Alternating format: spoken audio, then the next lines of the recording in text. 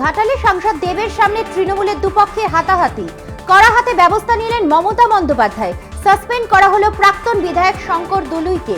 মানুষ ভূঁইয়াকে জেলার দায়িত্ব দিলেন মমতা। রবিবার শিশু মেলা বৈঠকেই দুপক্ষের মধ্যে হাতাহাতি শুরু হয়।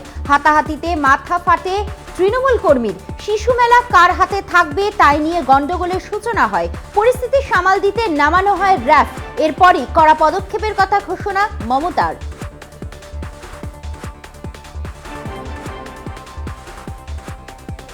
ক্লাস চলাকালীন সহপাঠীর সঙ্গে খুনসুটি, শিক্ষকের প্রহারে গুরুতর আহত পঞ্চম শ্রেণীর ছাত্র। ওই ছাত্র কানে গভীরভাবে আঘাত পেয়েছে বলে খবর। ঘটনায় রানাঘাট থানায় অভিযোগ দায়ের করে পরিবার।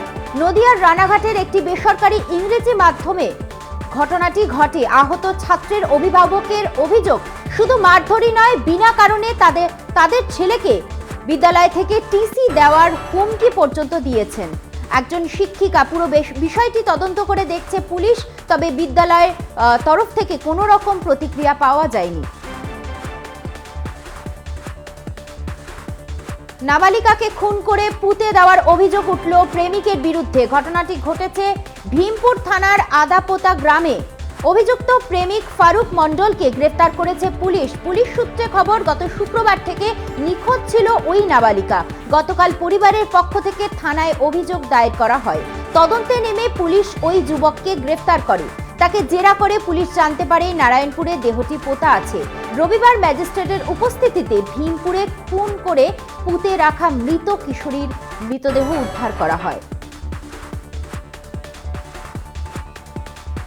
বিজেপির পরাজিত প্রার্থীর জমির ফসল নষ্টের অভিযোগ, ট্রাক্টর ও জমিতে থাকা মেশিন ভাঙচুরের অভিযোগ তৃণমূল আশ্রিত দুষ্কৃতীদের বিরুদ্ধে। উত্তর 24 পরগনার হারোয়া বিধানসভার সদরপুরের ঘটনা। হারোয়া বিধানসভার উপনির্বাচন শেষ হতেই হারোয়া গ্রাম পঞ্চায়েতের সদরপুরে বিজেপি প্রার্থী বিমল দাসের অভিযোগ, প্রায় 4 বিঘা জমির ফসল কেটে দেওয়া, মেশিন ও ট্রাক্টর ভাঙচুর করা হয়। অভিযোগের তীর তৃণমূলের দিকে। অভিযোগ অস্বীকার তৃণমূলের। বিজেপির গোষ্ঠীদ্বন্দ্বের জেরেই এই ভাঙচুর, দাবি তৃণমূলের।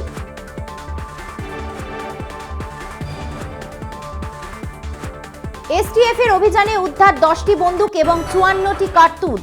ঘটনায় ধৃত মিনারুল ইসলাম ও সাফিকুল মণ্ডল, দুজনেই মুর্শিদাবাদের বাসিন্দা। শনিবার রাতে গোপন সূত্রে খবর পেয়ে বাংলা ঝাড়খণ্ড সীমানার কুলটি থানার 19 নম্বর জাতীয় সড়কের কাছে অভিযান চালায় রাজ্য পুলিশের স্পেশাল টাস্ক ফোর্সের দল। অভিযান চালিয়ে আগ্নেয়াস্ত্র সহ দুজনকে গ্রেফতার করে পুলিশ। ধৃত দুজন বিহারের পাটনা থেকে আগ্নেয়াস্ত্র নিয়ে বাংলায় প্রবেশ করছিল বলে জানা গিয়েছে। ধৃতদের এসটিএফ দল কুলটি থানা পুলিশের হাতে তুলে দেওয়া হয় বলেই সূত্রের খবর। পুলিশ 14 দিনের হেফাজত চাইলেও বিচারক 11 দিনের হেফাজতের নির্দেশ দেন। আবাসের বাড়ি পেতে তৃণমূলকে টাকা দেওয়ার অভিযোগ, 5000 টাকা না দিলে নাম কেটে দেওয়ার হুমকি। এমনই অভিযোগ তুলে পুরুলিয়ার মানবাজার 2 নম্বর ব্লকে অভিযোগ জানালেন ডোমজুরি গ্রামের বাসিন্দা অর্জুন কুম্ভকার।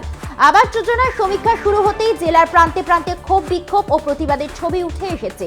ঘটনাকে কেন্দ্র করে জোর জল্পনা শুরু হয়েছে রাজনৈতিক মহলে।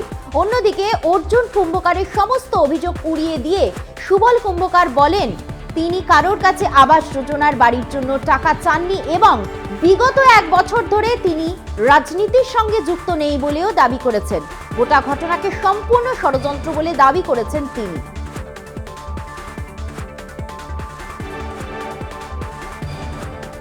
বিজেপি বিধায়ক অম্বিকা রায় অফিস ঘিরে বিক্ষোভ। নদিয়ার কল্যাণীতে ডাম্পিং গ্রাউন্ডের প্রকল্পে বাধা দেওয়ার অভিযোগ। বিধায়কের অফিস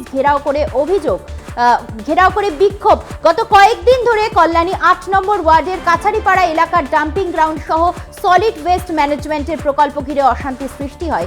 কাজে বাধা দেন স্থানীয়রা। এমনকি বিজেপি বিধায়ক অম্বিকা রায় কোর্টের স্টে অর্ডার আছে বলেই দাবি করেছেন। এমনকি পুলিশকে লক্ষ্য করে ইট বৃষ্টি পর্যন্ত হয়।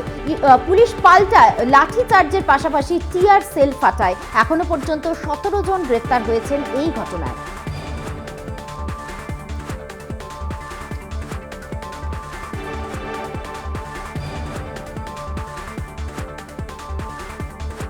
24 ঘন্টা নিখোঁজ থাকার পর 5 বছরের শিশুর মৃতদেহ উদ্ধার বাড়ি থেকে। এলাকায় উত্তেজনা সামলাতে 24 ঘন্টা নিখোঁজ থাকার পর 5 বছরের শিশুর মৃতদেহ উদ্ধার বাড়ির বাথরুম থেকে। হুগলির বলাগড়ের ঘটনা। শিশুর সন্ধানে স্নিফার ডগ এনে ড্রোন উড়িয়ে তল্লাশি চালিয়েছেন পুলিশ। এলাকায় উত্তেজনা সামলাতে মোতায়েন করা হয় বিশাল পুলিশ বাহিনী। খেলতে বেরিয়ে আচমকাই নিখোঁজ হয়ে যায় শিশুটি। কিভাবে শিশুটি নিখোঁজ হয় সেই কারণ নিয়ে ক্রমশই রহস্য দানা বাঁধছে। দেহ উদ্ধারের পর ময়নাতদন্তে পাঠানো হয়েছে তদন্তে পুলিশ।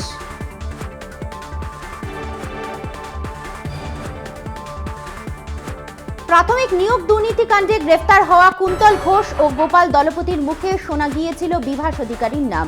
নিয়োগ দুর্নীতিতে ধৃত প্রাক্তন পর্ষদ সভাপতি মানিক ভট্টাচার্যের অত্যন্ত ঘনিষ্ঠ বিভাস অধিকারী।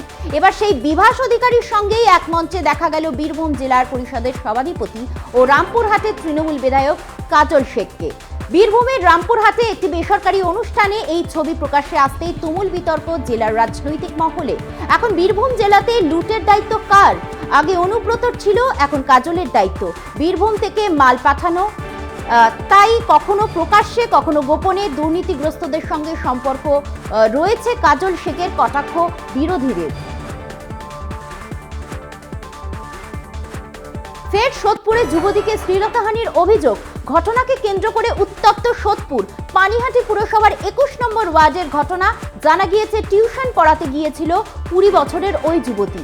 সেখানেও ঘুমের ওষুধ খাইয়ে অজ্ঞান করে যুবতীকে শ্লীলতাহানির করা হয়। অভিযোগ বাড়ির মালিকের বিরুদ্ধে। দোষীর গ্রেফতারের দাবিতে বিক্ষোভ মহিলাদের। তদন্তে ঘোলা থানার পুলিশ। ঘটনায় সরব তৃণমূল বিধায়ক নির্মল ঘোষ।